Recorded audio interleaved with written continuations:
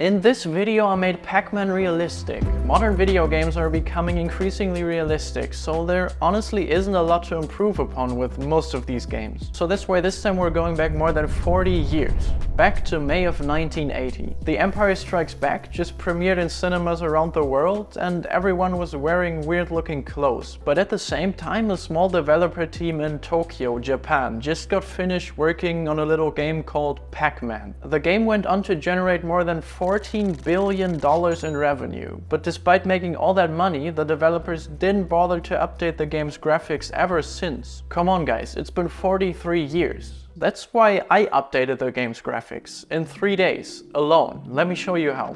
First, I imported an image of the Pac-Man playing field into Blender so I could trace all the walls to create my own 3D map. Then I beveled the corners and gave the walls some thickness. I used a highly complex geometry node setup to scatter the yellow points on the field. Oh, and I made them yellow. I made all the walls dark gray and gave the tops a blue glowing material. I also created a glowing stripe on the sides to cast some blue light into the trenches, and then I used my AI generated imperfection textures to add some details to the floor and walls. In the game there are these paths on both sides of the frame, and if you follow them you'll come out on the other side again. So in reality, light should probably behave the same way as Pac-Man, which means if you look over the walls you'd see an infinite number of parallel playing fields. So I made that using an array modifier.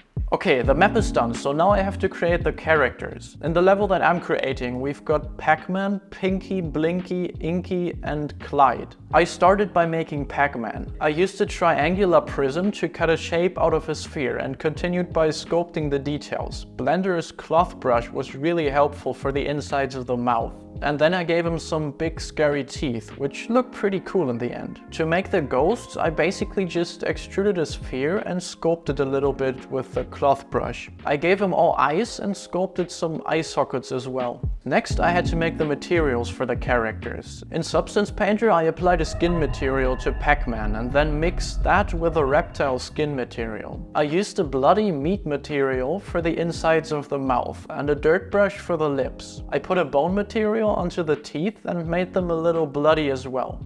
Yeah, okay, that might be a little too realistic, even for my taste. I textured the ghosts back in Blender. I gave them a slightly emissive glass material and assigned each one of them their individual color. Making the mouth of Pac-Man move was surprisingly easy. I just had to rig him and do some weight painting. Oh, and because he wasn't scary enough yet, I mixed in this veins texture to make it look as if he's really slimy. I placed him into the scene and put a light into his mouth because it was too dark. And I also increased the intensity of the wall lights. Then I found this Pac-Man arcade machine on Sketchfab and I had to use it for the animation. Now the only thing that was left to do was to animate the whole game.